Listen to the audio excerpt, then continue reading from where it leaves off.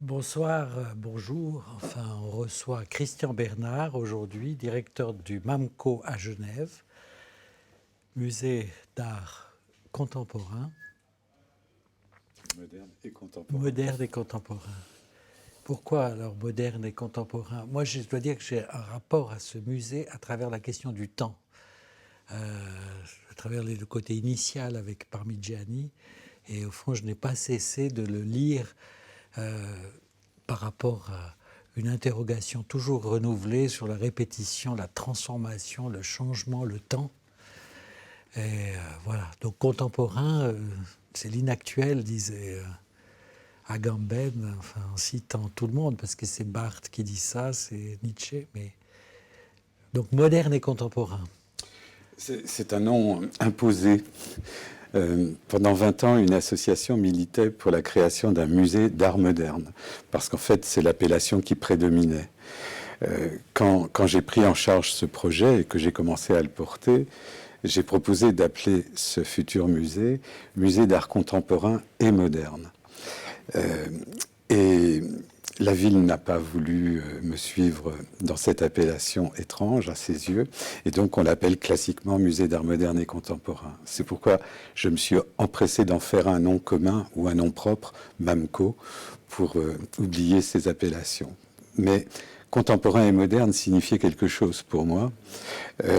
Signifiait en tout cas déjà une chose pragmatique, nous n'avons pas d'art moderne dans ce musée. Nous n'avons exposé que très rarement des pièces de la modernité et encore vraiment de la fin de la modernité, comme, je sais pas, un tableau de Lose, par exemple. En revanche, on a montré des tableaux du XVIIe siècle, de Francesco Casanova. C'est une autre façon de penser la modernité. Mais ce qui me paraissait devoir être dit, c'est que nous étions désormais dans l'ordre du contemporain ou dans l'empire du contemporain, c'est-à-dire que nous n'étions plus dans la dynamique du projet moderne. Et que ce qui nous retenait prioritairement, c'était pas la mélancolie de la modernité, même si ce sont deux termes difficilement dissociables, mais c'était en tout cas cette idée qu'elle constituait malgré tout, c'est-à-dire malgré son inachèvement, un projet, et que dans ce projet, il y avait encore matière à trouver des éléments pour construire une boussole. Mais c'est une boussole très mobile dans ce musée MAMCO, parce qu'au fond, nous occupons, entre neurosciences, psychanalyse, de la plasticité, et on a vraiment l'impression que ce musée est un paradigme en lui-même de la plasticité dans la création contemporaine, parce que, et même dans la façon d'exposer, puisqu'il y a des changements permanents, il y a des choses qui se conservent. Si vous changez une salle, toutes les autres salles bougent. Il y a des états successifs des salles, comme il y a peut-être des états du réseau neuronal qu'on pourrait appliquer le MAMCO peut-être à l'organisation du réseau neuronal tel que Pierre Magistretti le pense. Enfin, c'est très étonnant, cette sorte de transformation plastique. Une salle bouge, toutes les autres salles se modifient. C'est un peu comme les dominos, comme ça. Quand il y en a un qui tombe, tous les autres sont entraînés. Dire que nous étions sortis de l'empire du moderne, ça voulait dire aussi que nous n'avions plus de paradigme à partir de quoi organiser nos propositions et dont on aurait pu déduire des hiérarchies, des valeurs, des structures, des processus qui étaient déjà d'une certaine façon écrits. J'ai pris le parti de dire qu'un musée ne pouvait plus être autre chose qu'un processus de réflexion sur soi et de transformation de son offre, plutôt qu'un conservatoire de valeurs désormais, comment dire, relatives, sinon obsolètes, en tout cas inscrites dans une histoire qui s'éloignait vite de nous. Et donc, le parti pris a été de dire, s'il y a processus, il doit y avoir transformation. Et s'il y a transformation, il faut qu'elle affecte toute l'offre et pas simplement un secteur de l'offre. Ce qui se passe souvent dans les musées, vous avez les collections permanentes et puis les expositions temporaires. le temporaire a été notre Umwelt. Il fallait vraiment que nous ayons la conscience de la précarité, de l'incertitude, de la fragilité de nos propositions, mais leur multiplication, leur interaction, les rencontres calculées et les rencontres imprévues de la diversité de l'offre créaient une situation presque brownienne de la proposition artistique. Le changement permanent, comme Oui. on parle pour les processus de plasticité et de mémoire dans le système nerveux, parce que d'un côté, il y a quelque chose qui perdure, enfin, on se souvient quand même, fort heureusement, à peu près de ce qu'on a fait, mais en même temps, toute expérience que l'on vit va changer un petit peu notre cerveau. Et puis amener des réaménagements. Bon, c'est une analogie facile, mais disons, c'est ce terme de changement permanent qui est un paradoxe, mais en fait, c'est un paradoxe créatif quelque part, ou créateur. En tout cas, j'espère qu'il l'est pour nous. L'idée, effectivement, était non pas le changement pour le changement, mais un processus de récurrente métamorphose. Qui est important, pour compléter la question, c'est que c'est un changement permanent, mais c'est un processus en cours. Tout à fait. Ça veut dire qu'il a une dimension d'une dynamique qu'on ne connaît pas encore, finalement, et qu'on connaîtra après coup. Enfin, certainement, et qui est en partie réflexive et en partie, comment dire, mettant au travail la mémoire. C'est-à-dire qu'on ne fait rien dans l'idée qu'on recommence à zéro à chaque fois. Les propositions s'articulent à des propositions antérieures. Les logiques d'accrochage sont toujours déduites des précédentes, soit que les précédentes aient laissé apparaître de nouvelles possibilités qu'on exploite ensuite, soit qu'on les réinterroge à contrario pour les vérifier en variant les paradigmes, de telle sorte qu'il y a autant de fantômes que d'apparitions nouvelles dans nos expositions. Je ne peux pas résister, même si on se méfie toujours de ces analogies un peu faciles, mais de nouveau, dans les processus de mémoire, on parle justement de mémoire dynamique, c'est-à-dire qu'en fait, les traces de l'expérience, alors là, ça pourrait être c'est un certain état dans lequel le musée est, lorsqu'on réactive ces traces, ceci offre la possibilité à certains éléments de ces traces de se réassocier avec d'autres et de créer du nouveau, en partie, même en introduisant du nouveau, c'est-à-dire une nouvelle expérience, mais aussi en faisant du nouveau avec ce qui était là.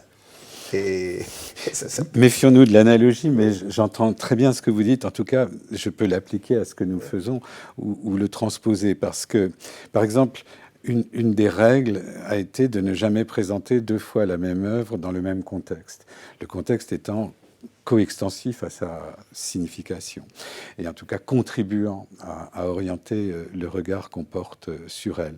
Et dès lors, la même œuvre, quand elle va réapparaître, elle sera déjà la trace de sa première apparition, et en même temps, elle sera connectée à d'autres œuvres qui vont l'arracher à elle-même, en tout cas ouvrir sa polysémie. C'est-à-dire, l'idée est de petit à petit, desserrer l'étau d'un seul regard pour dégager les polysémies des pièces. Et donc, effectivement, la récurrence est toujours un recommencement, ça c'est sûr, mais pas à zéro.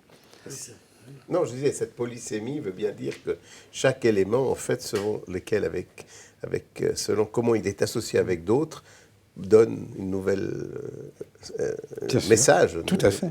Mais ça c'est vraiment frappant. On pourrait multiplier les exemples d'œuvres qui se teintent tout autrement dans des contextes renouvelés et vous savez, on reçoit les œuvres en général à partir du contexte de leur première apparition et à travers le filtre des premiers discours qui les ont rendus visibles et les ont interprétés, les ont commentés.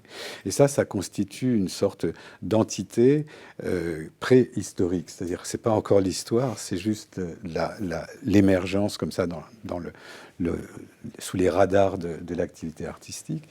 Et puis petit à petit, plus on s'éloigne du temps d'apparition, plus ces discours sont datés et voilent les œuvres.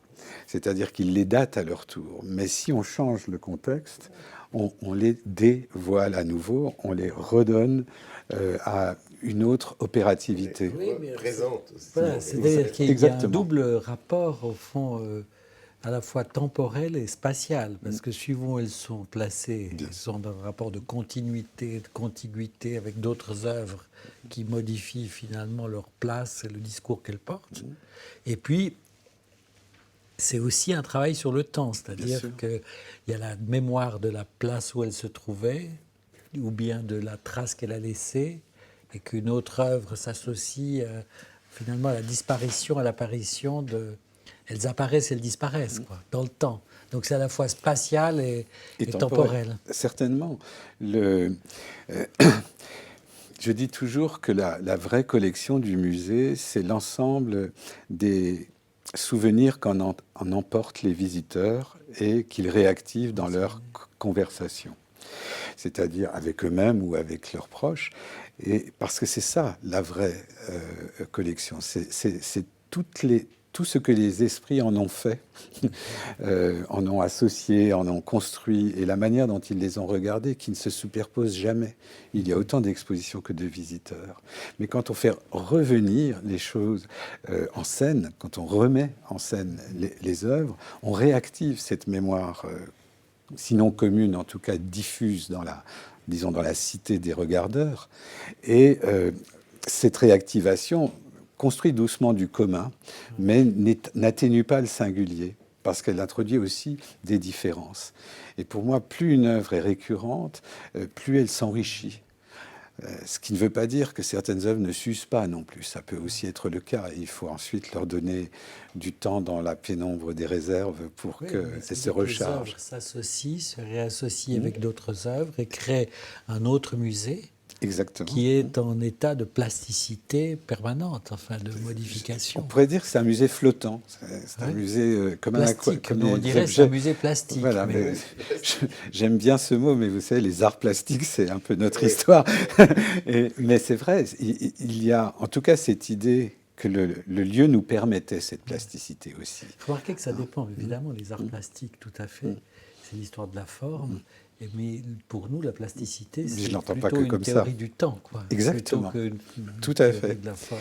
Alors, le temps, puisque c'est un de vos motifs centraux, c'est l'espace même de l'exposition, le temps. Alors, d'abord parce que une exposition ne se saisit pas comme un tableau qu'on regarde sur un mur et dans un instant, on a le tableau sous les yeux.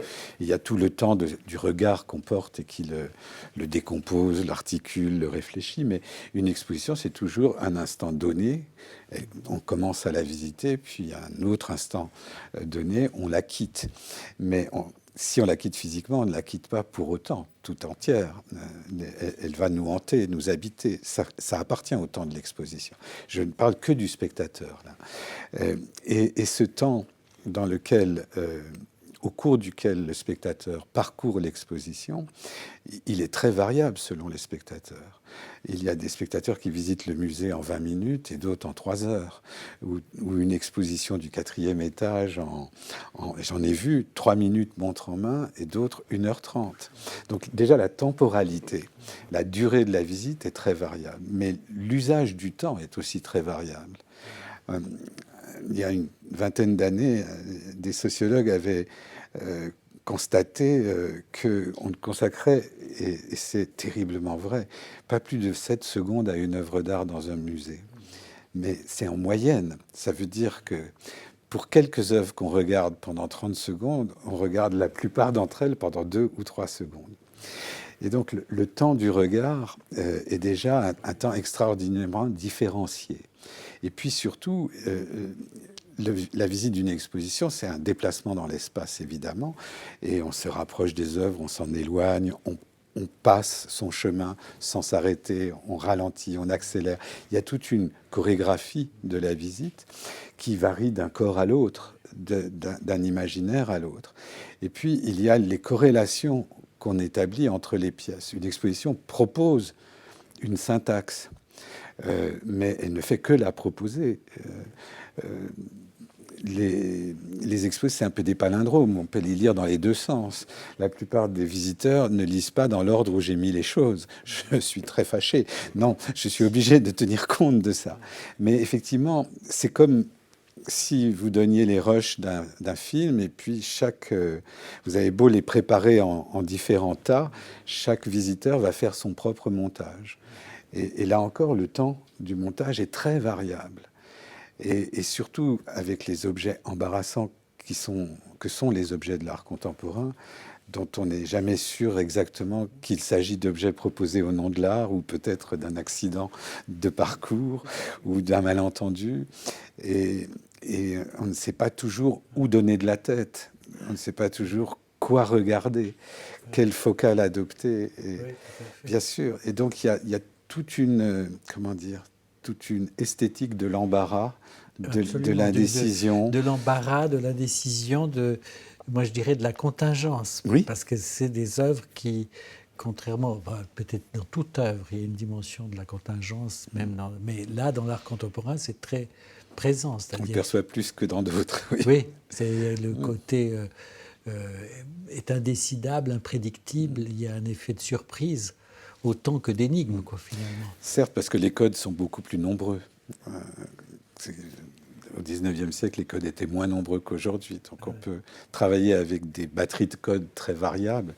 Et la manière dont on s'en saisit est vraiment une question de réglage très fin que tout le monde ne peut pas percevoir. Même moi, parfois, j'hésite. Et pourtant, je suis au cœur de ça. Mais ça veut dire que nous, on a écrit un livre qui s'appelle « À chacun son cerveau ». Vous, c'est « À chacun son musée ». Alors, absolument, absolument. Mais il faut l'admettre. Ça. C'est là qu'il y a peut-être l'analogie imprudente dans laquelle on se lance. On croit toujours, quand on fait des expos, que tout le monde les voit comme nous. Alors évidemment, quand on finit par vieillir dans le métier, on se rend compte que personne ne les voit comme nous.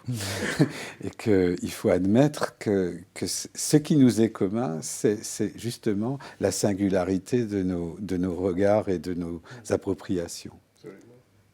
Mais juste peut-être pour partir sur quelque chose qu'on débat beaucoup au sein d'Agalma, c'est-à-dire le lien entre sciences, neurosciences, psychanalyse, art, culture. Il y a une question fondamentale, c'est ce fameux rapprochement que beaucoup cherchent en ce moment. C'est quelque chose de présent, mais très difficile à mettre en place, c'est-à-dire ce lien entre science et art. Comment vous voyez ça par rapport, vous qui êtes en plein dans cet art contemporain, ou qui est quand même un art expérimental quelque part, donc qui a ce côté expérimental comme dans la science. Comment vous voyez ce lien? Comment vous le mettez en pratique? Comment vous le percevez? Enfin, mettez en pratique dans le sens dans le choix des artistes, ou comment les artistes que vous voyez le font ou le font pas. Voilà, enfin, plein de questions là autour. C'est une ritournelle presque, comme ça, tous les 10 ans, on se repose la question. Et on ne sait pas comment l'aborder. Moi, je ne sais pas. Soyons clairs, je ne sais pas comment faire avec ça. C'est important que vous disiez que vous ne savez pas. Parce qu'en fait, c'est vrai, à Agalma, il y a un axe neurosciences et psychanalyse, côté de la recherche, et un autre axe art, sciences, psychanalyse, et art et sciences. Et puis, il y a une sorte de pression, presque une mode, enfin, qui est peut-être récurrente, mais ça dépend quand on saisit son émergence. Mais au fond, c'est très difficile de saisir.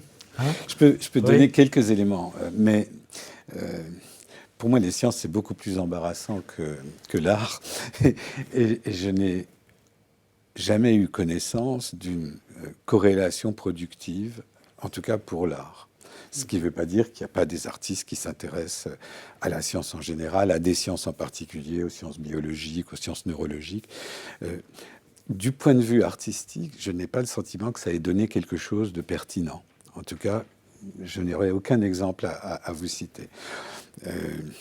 On a exposé il y a quelques années un travail d'un jeune artiste genevois qui s'appelle Pierre-Philippe Frémont, qui faisait de la biologie et qui nourrissait des tulipes avec des substances à base de je ne sais quoi de veau. En d'autres termes, il hybridait en nourrissant avec de la viande des fleurs hollandaises. C'était un parti pris elles ne sont pas mortes, ce qui est déjà intéressant. Je ne sais pas si c'est sa meilleure pièce. J'ai montré d'autres pièces de lui que je trouve plus intéressantes. importante. Mais voilà, c'est juste pour dire, moi je ne sais pas quoi faire avec ça. Et je crois que les artistes ne sont ni des philosophes, ni des mathématiciens, ni des scientifiques de quelque domaine que ce soit, s'ils sont des artistes. C'est-à-dire s'ils travaillent au nom de l'art dans les processus qui définissent le champ des possibles de l'activité artistique à un moment donné. Ça ne veut pas dire qu'il n'y a pas des artistes très, très bons en mathématiques ou très intéressés par ces questions. Mais encore une fois, la créativité artistique, c'est très souvent un bricolage incroyable. À un moment donné, tous les artistes jeunes lisent Gilles Deleuze. Vous pensez bien qu'ils ne comprennent pas tous Gilles Deleuze. Même les Deleuziens ont du mal parfois à comprendre Deleuze. Et donc, mais ils bricolent avec Deleuze et ça donne des choses. Voilà. Avant, c'était un autre. Lui, Althusser, avait écrit un petit opuscule qui s'appelait Philosophie et philosophie spontanée des savants, où il essayait de dissocier justement les usages de la philosophie que faisaient les savants de la vraie philosophie, si possible, althussérienne. Et bien, de la même façon, je crois qu'il y a une pratique spontanée des analogies scientifiques qui peuvent servir des artistes, dont des artistes peuvent se servir, et ça n'a pas de pertinence en amont. Ça peut en avoir en aval. C'est-à-dire qu'en aval, vous pouvez considérer que tel processus, tel produit, tel résultat est éclairant pour réfléchir sur des mécanismes psychiques, par exemple. Exact. Voilà. Mais ça, c'est autre chose. C'est en tant que symptôme, presque. Oui, mais ça, c'est effectivement en tant que symptôme ou en tant que, si on veut... Enfin, moi, j'avais utilisé beaucoup le travail de certains artistes autour des points de butée des biotechnologies contemporaines, en particulier des procréations, des hybridations, des hommes augmentés, enfin toute une série de choses qui posent des questions impossibles, qui sont reportées au comité d'éthique. Et peut-être que là, il y a un manque de représentation, une abolition symbolique, une crise du symbolique, enfin quelque chose de cet ordre. J'en avais parlé avec Marie-Josée Monzin, qui, elle, avait une très jolie expression parce qu'elle disait le curseur du symbolique court plus vite que nous. Donc si on veut voir cette course, il faut peut-être suivre des initiatives d'artistes qui prennent l'impact de ces fabrications contemporaines, parce que la science, elle bricole aussi des technologies qui étonnent tout le monde. C'est un monde inventé, un monde dont on ne sait pas ce qu'il est, et puis qu'il faut explorer d'une certaine manière. Oui, sans doute. Comment dire, les artistes, par leur compétences dans le champ du sensible, ont une très grande réactivité et perméabilité aux changements sociaux profonds. Par exemple, on voit très bien au début des années 70 comment très très tôt les artistes vont s'emparer du motif, disons, transgenre, transsexuel, ambivalence en tout cas, et l'émergence d'un nouveau rapport au corps, d'un nouveau type de corps, d'une nouvelle image du corps, telle qu'elle se fait au début des années 70, trouve immédiatement son reflet, sa représentation, son travail dans le monde de l'art. Et ça continue jusqu'à aujourd'hui avec des artistes presque mutants comme Jean-Luc Vernat ou pire encore Orlan, qui vont le plus loin possible dans la modification de soi, dans la sculpture de soi et la transformation presque tératologique de leur corps. Mais de ce point de vue, ils sont les illustrations du Zeitgeist. C'est pas ça qui en fait des inventeurs de formes, mais plutôt des plaques sensibles. Oui, c'est ça. Comme vous avez dit, la sensibilité, les plaques sensibles. Oui. Qu'est-ce que vous voulez dire par plaques sensibles? Ils prennent l'impact. Oui, il me semble que c'est en tout cas une qualité qui est très récurrente dans le monde de l'art, c'est cette capacité de pressentir et d'incarner les changements sociaux très profonds qui seront lisibles un peu plus tard. Mais ça, c'est tout à fait une autre perspective que de mettre art et science comme... Je n'ai rien à dire là-dessus. Rien d'intéressant. Mais en revanche, vous qui êtes comment dire, qui travaillez avec cette idée de l'inconscient, si difficile. je me suis aussi plusieurs fois interrogé sur ce que serait l'inconscient du musée. Alors, c'est une analogie, bien entendu, mais c'est ce qui m'a permis de faire une exposition qui s'appelait Partage de minuit et qui a été suivie d'une autre qui s'est appelée Le regard du bègue. Et au fil du temps, notre objet n'étant pas de construire une collection comme un projet, mais de rassembler une collection comme le résultat de notre travail. Et le travail étant, comment dire, précédent de la collection dans tous les sens du terme. À un moment donné, je me suis rendu compte que ce que nous avions accumulé au nom de l'idée de collection, les œuvres que nous avions acquises, les œuvres qu'on nous a données, celles qui sont déposées à très long terme chez nous, constituaient un ensemble bien plus vaste que ce que nous pouvions montrer et que donc ça nous donnait des moyens de travailler vraiment très largement. Ça, c'était très simple comme constat. Mais petit à petit, je me suis rendu compte que si je regardais cette collection, ou si je l'analysais, il y avait bien plus de choses que je n'y pensais. Voilà. C'est-à-dire que beaucoup d'œuvres qui étaient rentrées une par une dans des circonstances très contingentes dans la collection s'étaient retrouvées là, et petit à petit, elles constituaient elles nouaient des relations qu'on n'avait pas prévues. Et donc, ces expositions, je les ai appelées des expositions dans la collection et non pas de la collection, parce qu'elles étaient là. Elles étaient là parce que, alors sans doute du fait de mon goût, de mon expérience, de mes préférences théoriques conscientes ou même de mes préférences vraiment non conscientes. Et puis, toute l'expérience du musée, tout cela avait donné des prédispositions à la compatibilité.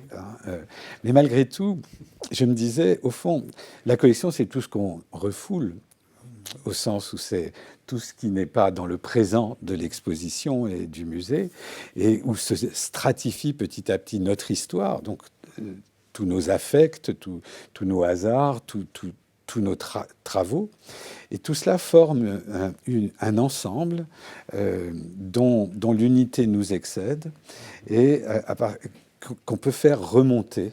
Et l'exposition, au fond, c'est un peu comme ce processus analytique de la remontée des déterminations insoupçonnées. Et ça m'a alors, je l'ai utilisé comme une pure analogie et pas sans aucune prétention à entrer en concurrence avec vous sur ce champ-là, mais en l'utilisant comme une méthode et en me disant, alors, s'il y a quelque chose de comparable au processus de l'inconscient dans la constitution de la collection, alors je peux procéder, par exemple, par condensation, par déplacement, par analogie. Je peux ressortir de ce fond, et j'ai fait l'expo en hommage, au fond, à la psychanalyse. Ah oui, c'est vous qui dites ça, alors. Oui. Parce que... Mais c'était pas scientifique. Oui. Non, c'est peut-être la psychanalyse avec l'idée de l'inconscient qui quelque chose qui est à l'insu du sujet. Exactement. Est plus porteur que l'idée art et science, quoi. Ça, je crois, oui. Ouais. Je crois, parce que s'il y a un endroit où on est sûr de ne pas savoir et où on est sûr d'ignorer une grande part de ce qui nous porte vers les objets que nous traitons, c'est bien le champ de l'art contemporain. Ouais. Mais alors, qui était le psychanalyste dans cet exercice pour faire remonter à la surface? C'était vous-même, des collaborateurs? C'était le hasard? Non, moi j'étais plutôt l'analysant dans cette histoire. Voilà, ça, oui, c'est ça. Oui, pas le psychanalyste. Non, je m'en garderais bien.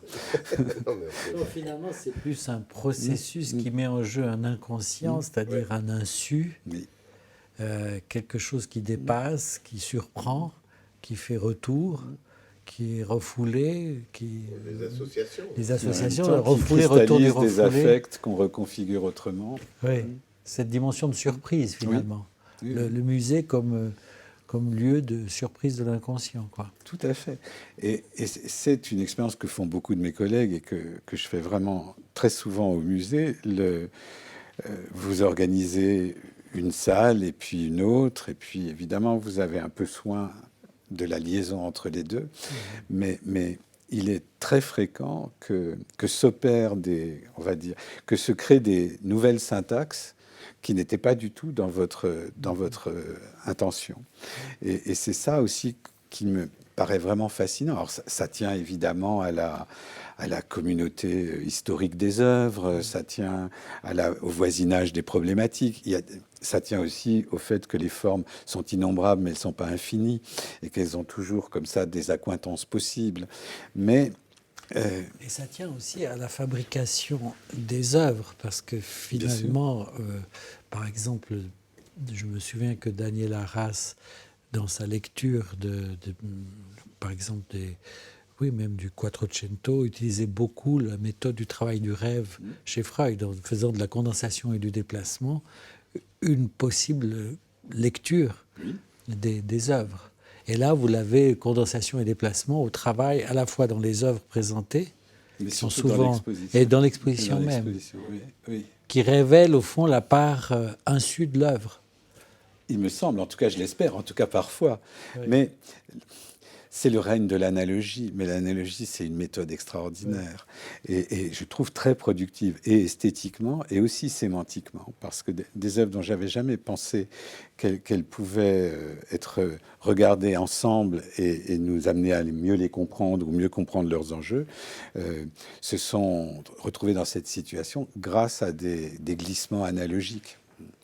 C'est intéressant. Nous, on a une sorte de méfiance. On travaille entre neurosciences et psychanalyse en refusant les superpositions, les modèles analogiques, le côté réductionniste. Mais là, au fond, vous faites un éloge de l'analogie. Absolument. Dans son côté... C'est pourquoi je suis plus philosophe. Dans son côté de permettre l'émergence de peut-être de quelque chose qui... Alors, bon, il faut être attentif à comment dire, je ne dis pas à l'erreur, mais il faut être attentif à des choses mais disons, ça c'est plus pour nous, pour notre travail. Dans cette analogie que vous faites, ça a beaucoup plus de chances d'être justement créer quelque chose, créer une surprise, quelque chose de nouveau. Oui, ou de permettre que quelque chose de refoulé dans l'œuvre trouve un nouvel accomplissement par sa façon d'être situé dans le musée. C'est-à-dire, finalement, l'artiste va découvrir son œuvre. Ça arrive parfois. Il ne faut pas non plus généraliser, mais ça arrive. Ce que je me demandais, alors là, c'est pas de l'analogie, c'est la spéculation, mais effectivement, quand même, surtout dans l'art contemporain, je pense, il y a une part importante, je dirais, de l'inconscient du plasticien, enfin de l'artiste, ou quelque chose qui vient, qui peut-être lui échappe, et qu'il arrive finalement à donner un sens au travers de cette œuvre. Alors peut-être qu'il y a des similitudes, des origines similaires dans ces œuvres que vous remettez ensemble un peu par analogie. Je ne sais pas. C'est pas seulement par analogie, mais j'utilise effectivement ça. Mais c'est aussi, comment dire, les potentialités analogiques des œuvres que moi je n'aperçois pas toujours, mais qui ressortent dans l'accrochage. Je ne crois pas que l'inconscient soit plus ou moins actif chez les artistes contemporains et chez les autres. Je ne crois pas. Non. Il ne me semble pas.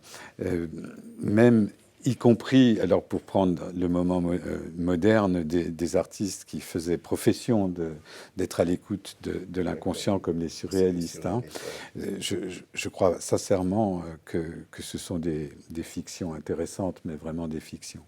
Et qu'il y a... Il n'y a pas eu un moment comme ça esthétique ou artistique de l'inconscient qui aurait trouvé son visage. Ça n'a pas de sens. Aujourd'hui, pour moi. Hein. Oui, surtout que ce serait une vision de l'inconscient assez réductionniste en elle-même, comme un trésor d'accumulation de symboles qui serait là à disposition et qu'on retrouverait dans un état spécial du créateur. C'est l'inconscient continuité pour nous. C'est un peu l'inconscient dans une vision détermination inconsciente, qui est différente d'inconscient tel qu'il est mis en avant dans la psychanalyse, c'est-à-dire comme processus primaire, c'est-à-dire qui met en jeu la non-temporalité, la non-spatialité, l'absence de négation, l'absence de contradiction. C'est vrai que l'utilisation aussi de la psychanalyse pour déchiffrer l'œuvre d'art est une impasse. Je crois Parce aussi. qu'on cherche à lire l'œuvre en fonction d'a priori posés dans un savoir. Alors que l'idée même de la psychanalyse est l'inverse. Ce serait l'application de l'œuvre d'art à la découverte analytique. Ce serait en tout cas bien vu comme ça, Oui. parce que les analyses par la psychanalyse classique d'œuvres d'art sont assez limitées et décevantes, en effet. Oui. Mais c'est pas ça l'enjeu. Alors, si on dit que l'œuvre d'art, c'est un travail, au fond, qui met en jeu l'inconscient, ou la part du... Il le met nécessairement en Oui. jeu. Et de toute façon, c'est un travail qui où qu'il aille, quelque forme qu'il prenne, touche au symbolique par tous les biais et touche au réel en même temps. Et je ne reprends pas exactement les catégories de Lacan. Hein. Et de ce point de vue, c'est un excellent opérateur pour réfléchir sur certains mécanismes de l'esprit, Mais je est-ce que crois. la liberté, quand même, que laisse l'art contemporain, où vraiment il y a une expression par rapport à des contraintes quand même du figuratif, est-ce que ça ne veut pas quand même... Non, ça- je ne crois pas. Non, vous pensez pas. Je ne crois pas qu'il y ait C'est plus de intéressant. liberté. C'est pas plus de liberté. Non. Vous savez, pour qu'un objet proposé au nom de l'art soit reçu comme tel, il faut déjà qu'il ressortisse à toute une série de codes qui existent déjà. Oui. Et Jean-Clair a beau croire que ces codes sont volatilisés, c'est juste qu'il ne sait plus les voir. Hein. Et ils sont toujours là, et toujours actifs, sauf qu'ils ont changé de forme et de paramètres. Et donc, on ne peut produire, me semble-t-il, qu'une très petite différence, sauf dans le cas du génie, qui est quand même un cas rare. Et c'est ces petites différences qui font qu'à un moment donné, ça devient opalescent et qu'on regarde ça plutôt que quelque chose de générique. Mais on ne peut pas proposer n'importe quoi qui serait dit authentique du fait de son expression libre, par exemple, aujourd'hui.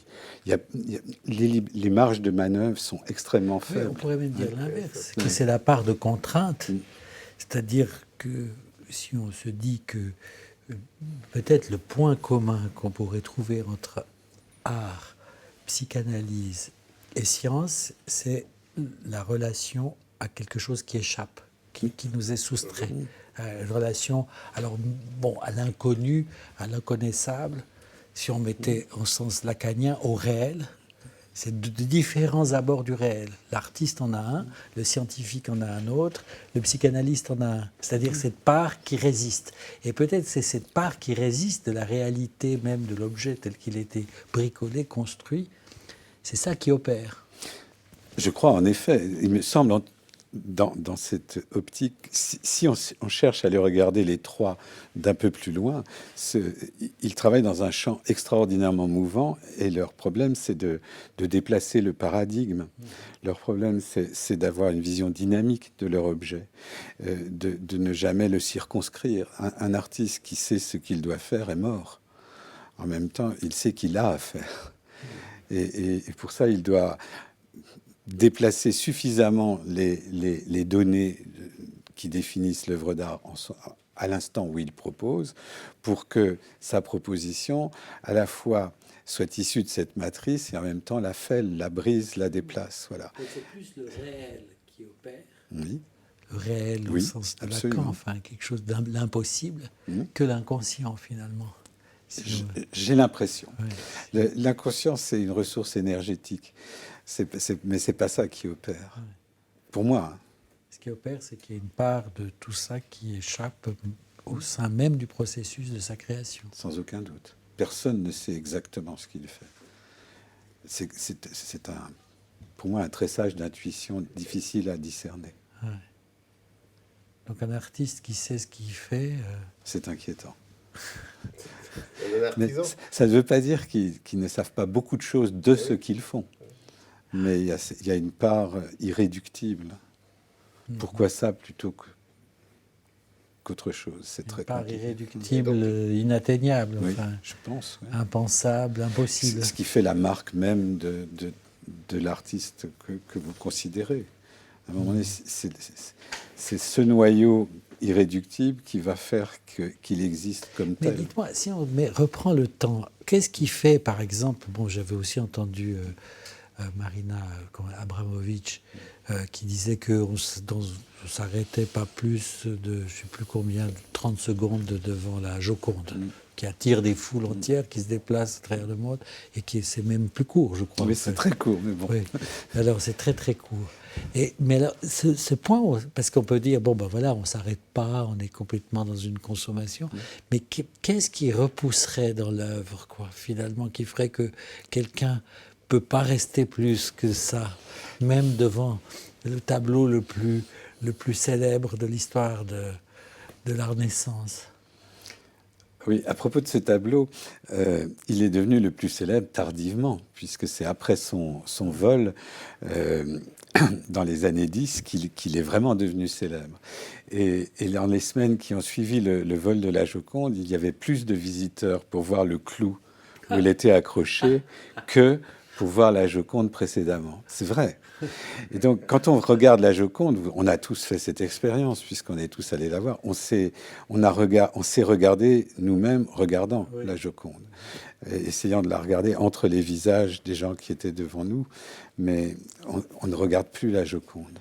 D'abord, on l'a toujours déjà vue, et quand on la voit, on mesure l'émotion, je dirais, factice qu'on se croit obligé de ressentir. C'est pas une expérience. Un regard déterminé par le surmoi. Alors. Exactement. C'est pas une expérience, une vraie. Mais ce qui nous arrête devant une œuvre, c'est tellement lié à notre information, à notre culture, à ce dont on dispose pour la faire retentir le plus possible en soi. Et en même temps, il y a aussi quelque chose d'impondérable. Beaucoup d'entre nous avons fait, lors de la dernière Documenta à Cassel, cette expérience en découvrant l'œuvre de Pierre Huyghe, qui était dans les jardins de Cassel, et dont le monde de l'art s'accorde à dire que c'était une œuvre exceptionnelle. Et je le crois vraiment très sincèrement. Et en arrivant là, on va dire, c'était, disons, un aménagement paysager, pour le dire très ironiquement. C'était très complexe. En arrivant là, le premier sentiment qu'on avait, c'était de ne pas savoir si on y était déjà. Où est-ce que ça commençait? À quoi fallait-il s'attacher? Comment déchiffrer la chose? Et plus on pénétrait dans cet espace, et plus on découvrait des éléments qu'il était très difficile de corréler. Et au bout d'une demi-heure, 3/4 d'heure, on était entré dans un monde qui n'avait jamais existé avant. Et donc, il fallait tout un temps pour détecter suffisamment d'éléments et essayer de voir comment les associer. Ça, c'était une expérience extraordinaire, mais qui commençait par une expérience tout à fait déceptive, on ne sait pas bien ce qu'on fait là, ou tellement intrigué qu'on ne savait pas comment penser cette surprise. Voilà, cette surprise. Cette nécessité d'inventer, finalement. C'est absolument. C'est ça qui attire. Apprendre à remettre le monde ensemble. Ouais. Oui, c'est ça qui attire. Bon, ben ça, c'est un regardeur d'œuvres post-Duchamp, quand même. Enfin, Certes, il a un côté... oui, mais on est tous post-Duchamp, oui. qu'on le veuille ou non. Oui.